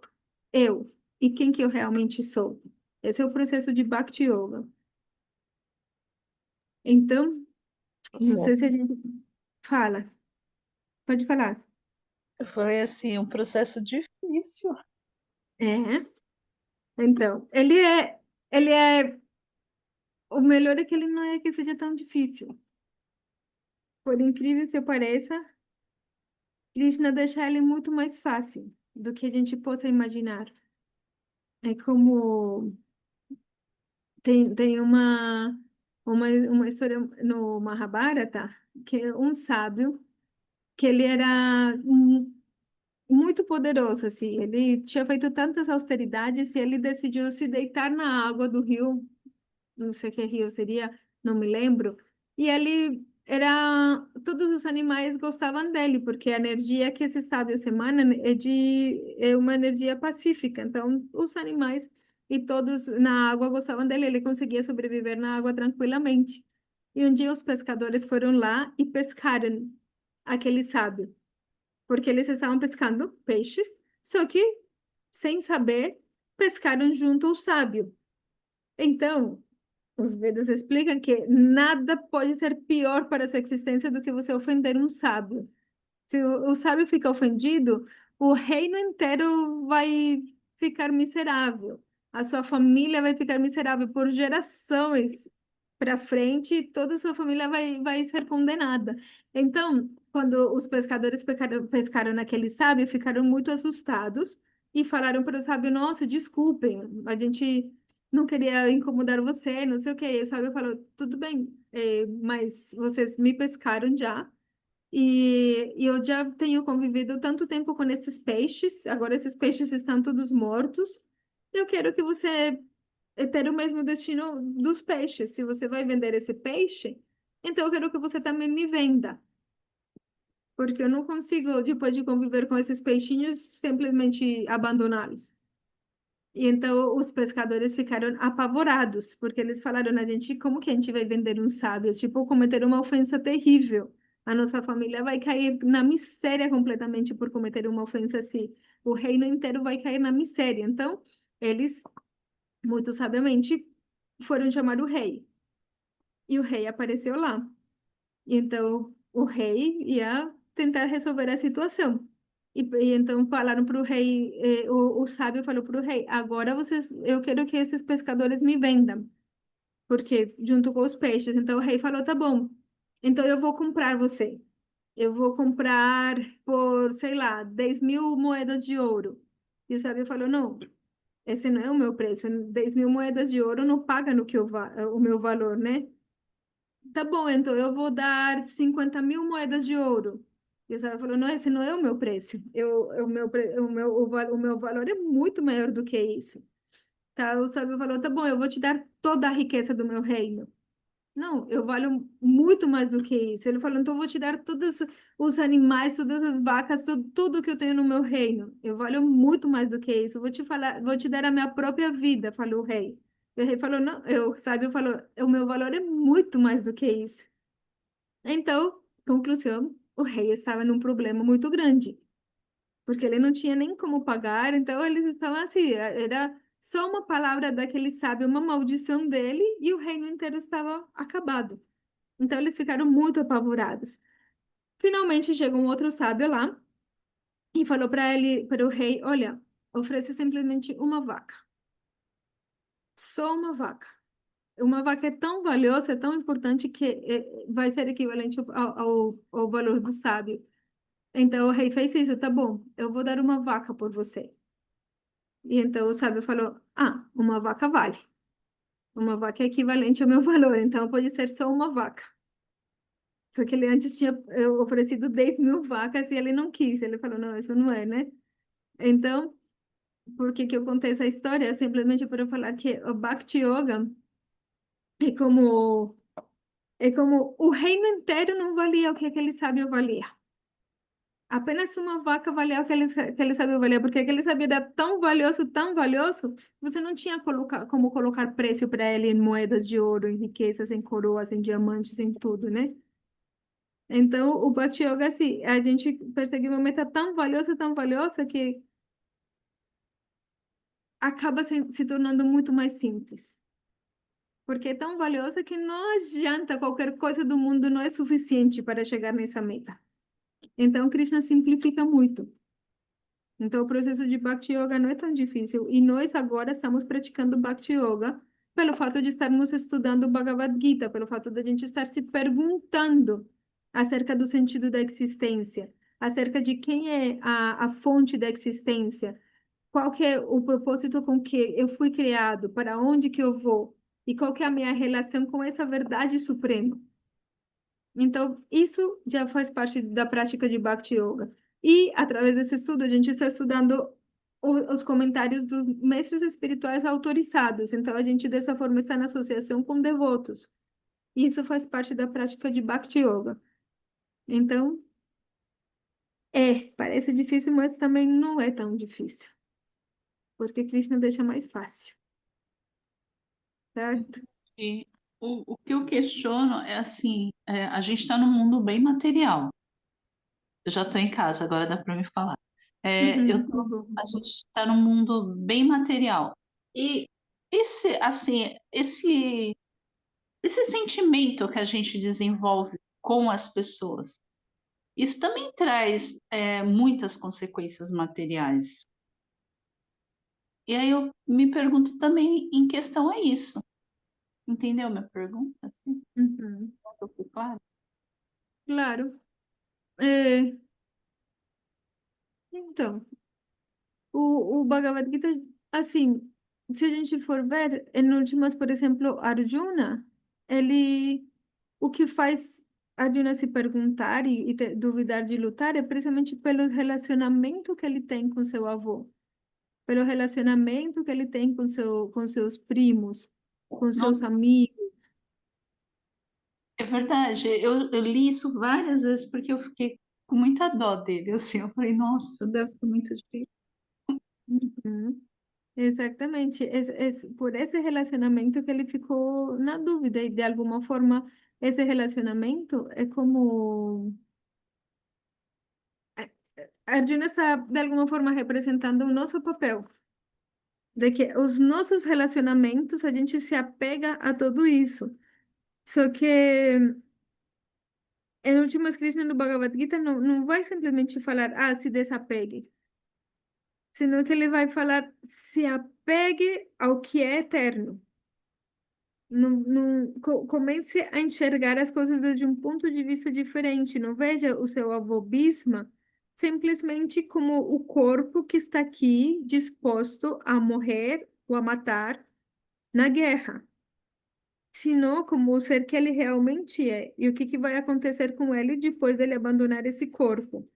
Então, transcenda a sua visão.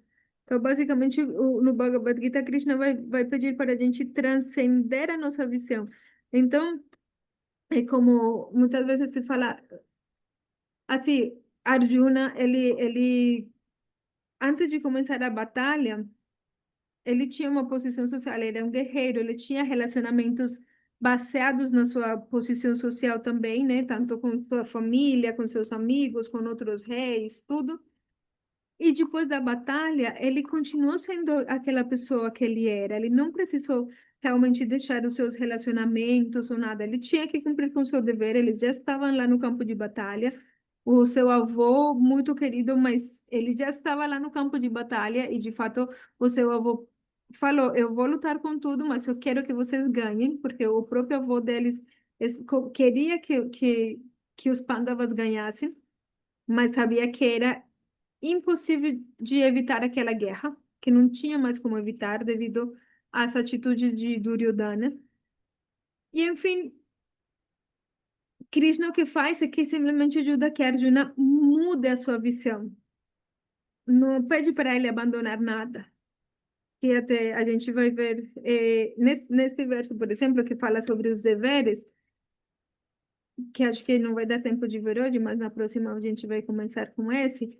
Ele fala, em últimas, você tem que cumprir com seu dever, você tem que fazer as coisas, só que não simplesmente visando o resultado, sino compreender a vida de uma outra forma. Não quer dizer você tem que abandonar os seus relacionamentos, sino botar uma visão mais transcendental nos seus relacionamentos. Eu não sou simplesmente relacionado com meu esposo como um... No, se você ver só no âmbito pequeno, é a pessoa que me apoia, que me acompanha, que me faz feliz, ou que eu sou muito contente porque estamos juntos, não sei o quê. Mas se você mudar a sua visão para uma visão mais ampla, é uma alma espiritual na busca de Krishna como eu estou, na busca de transcender este mundo material da mesma forma que eu também estou procurando transcender. Então aí você começa a também ter uma relação diferente, no sentido de que como que a gente vai se apoiar para a busca que cada um tem transcendental, para essa elevação espiritual que cada um tem. Não se trata de simplesmente, eu tenho que me desapegar desse relacionamento, sino de saber, de ter uma visão mais profunda acerca de quem é realmente o ser. Se o ser não é meramente o corpo, se é a alma, então o que que faz feliz a alma? O que que a alma precisa? E isso se aplica em todos os nossos relacionamentos, que até hoje, normalmente os nossos relacionamentos são baseados apenas na visão do corpo. E por isso que a gente se relaciona com as pessoas em função apenas do corpo. Não sei se isso responde a tua pergunta. Responde, nossa, completamente. Que bom. Misericórdia de Krishna. Então, essa que é a ideia, a gente ter essa visão mais profunda. Eu acho, não sei que hora que é, já faltam 7 para as 9. Eu acho que a gente chega até o verso 47, né? Às vezes eu me estendo muito, mas sei que é muita coisa que acho que é importante a gente falar, mas pouco a pouco a gente vai chegando no ponto, certo? Alguém tem mais comentários, perguntas?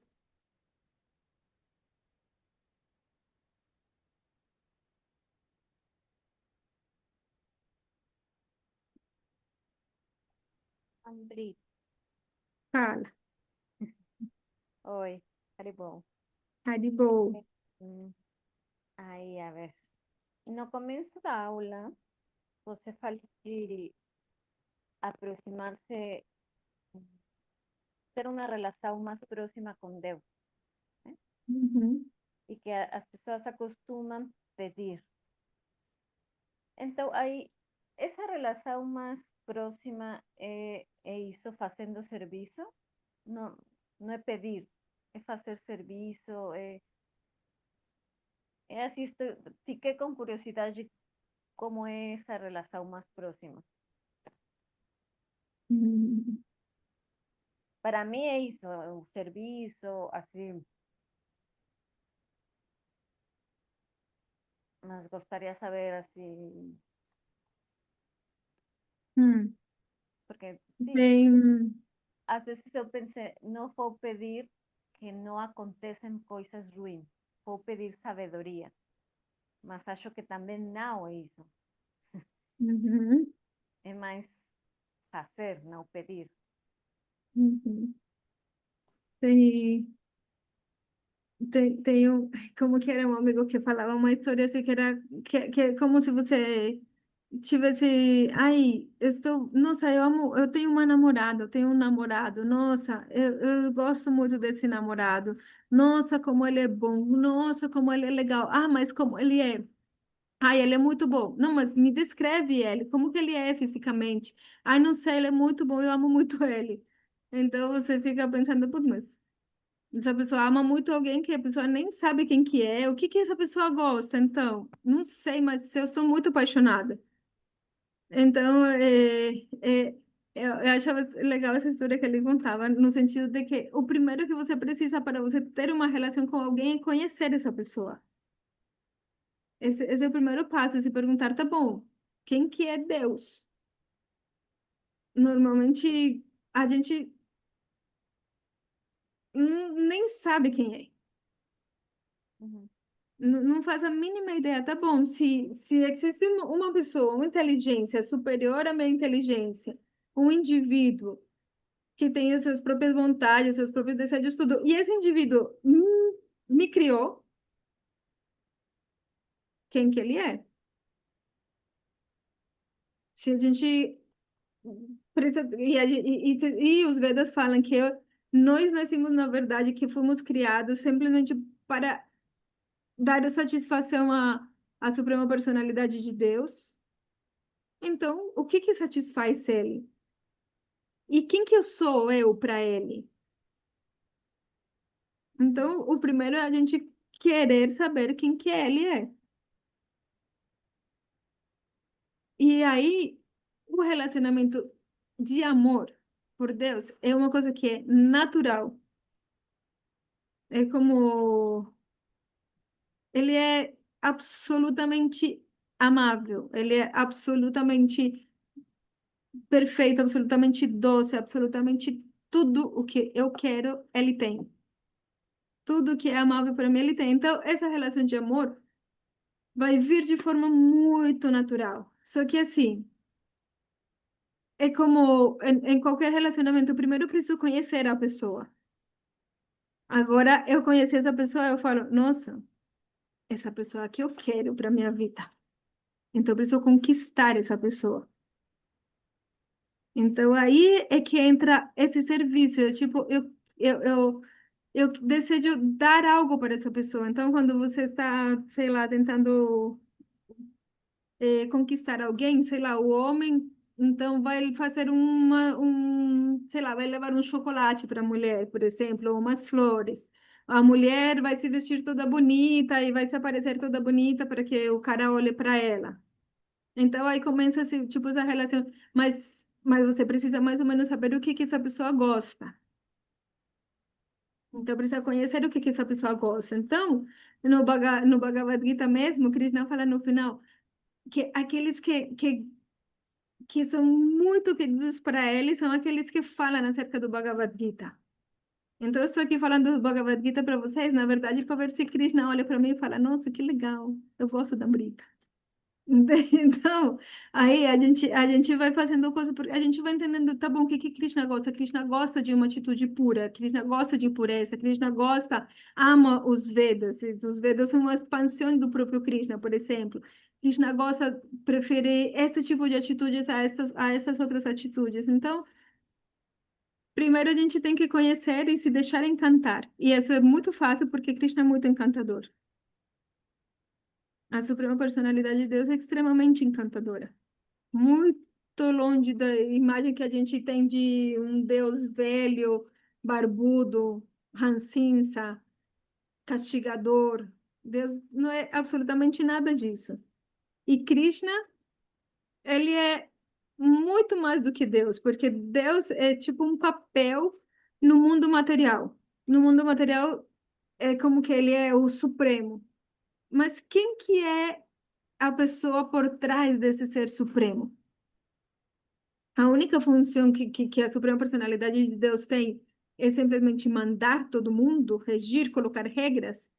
E aí a gente descobre que não, que Deus tem um aspecto mais íntimo ainda, que é o do desfrutador supremo. Então, como ele existem todos os tipos de desfrute, se origina nele. Só que da forma mais maravilhosa, mais pura e que dá bem-aventurança para todo mundo, que não causa nenhum tipo de sofrimento. Então a gente primeiro precisa conhecer. E na medida em que a gente conhece, a gente sente atração. E na medida em que a gente sente atração, a gente começa o processo de fazer o que essa pessoa gosta. Então, o Krishna gosta muito que o processo do serviço devocional, Krishna gosta que a gente sirva os seus devotos. Então, quando a gente serve os devotos, Krishna fica feliz. Então, isso vai atrair a atenção de Krishna para mim. Então, a gente começa o processo de conquista também. Eu quero fazer algo que Krishna gosta, porque dessa forma eu vou ter essa chance de falar com ele, por exemplo. Sei lá, eu estou tentando atrair a Irma estava tentando atrair o Pedro e acontece que Pedro gosta muito de, sei lá, astronomia. Então a Irma começa a pesquisar sobre astronomia ou começa a pesquisar de astronomia, então começa a virar uma especialista em estrelas fugaces, e então quando fala, ai, o que que acontece? Que uma hora vão ter um tema de conversa, e vai falar, ah, olha, isso é sobre isso, vamos conversar, né? Então o Pedro vai falar, nossa, que interessante essa menina, como sabe de astronomia, né? Que legal. Então a relação com Deus também, também é isso, ele é uma pessoa e a gente conhecendo, a gente sabendo, a gente despertando, graças à associação com os devotos de Krishna, essa vontade de restabelecer a nossa relação original e eterna com a Suprema Personalidade de Deus. Então a gente começa a fazer coisas que agradem ele. Mas como que eu sei o que agrada a ele? Então, no Bhagavad Gita, é o próprio Krishna falando o que agrada a ele, por exemplo. Então, também a gente está conhecendo Krishna através de escutar o que ele fala. Então, também isso tudo é para a gente conhecer mais Krishna e então a gente falar que legal, então Krishna gosta disso, eu quero fazer isso mesmo.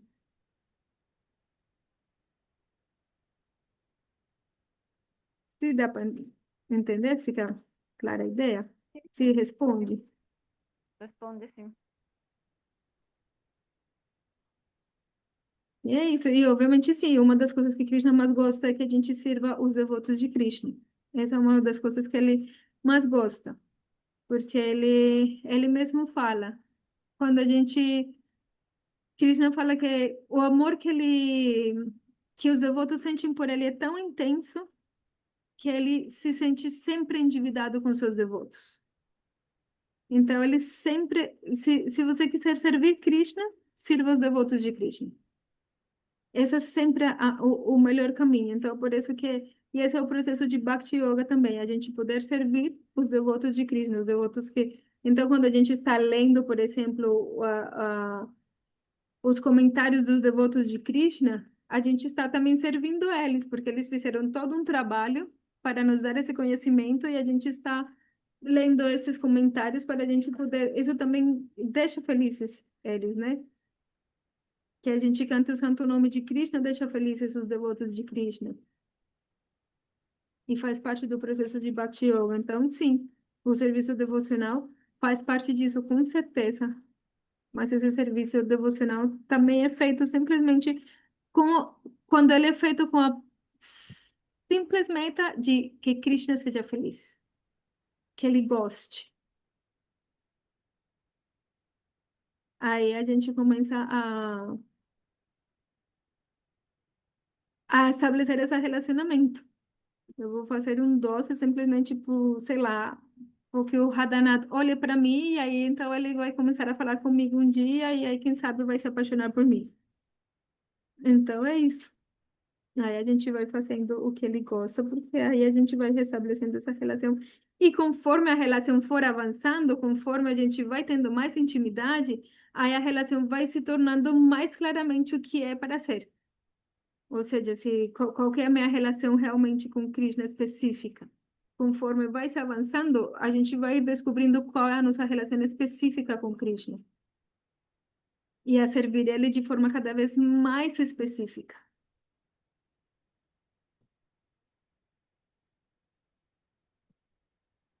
Certo?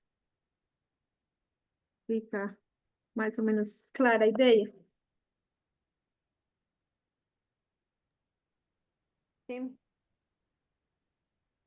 Sim. Então é isso. Se alguém tiver mais alguma pergunta ou comentário, fale agora. Paramos no verso 47. Certo? Carla dormiu ou ficou acordada até o final?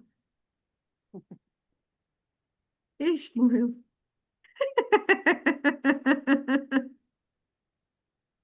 Acordou, Carla. Era todo um sonho. Tava sonhando. Tava sonhando que estava escutando Bhagavad Gita. Então tá bom. Rádio boa. A Shalimar também sobreviveu. Leonei. Sim. Haribo. Que bom. Então é isso. Tá, a gente deixa por aqui. Muito bom que a gente se encontrou. Muito obrigada. Como já falei, o segredo, Krishna gosta que a gente fale muito do Bhagavad Gita, então tenho as minhas intenções secretas. É a gente falar aqui do Bhagavad Gita. Então, Haribo, muito obrigada por me dar essa oportunidade. Muito obrigada mesmo. Haribo. Jai, Haribo. Surama Bhagavana ki jai, Srimad Bhagavad Gita ki jai. Jai. Haribo. Paramos no verso 47. Tá bom. Haribo. Haribo.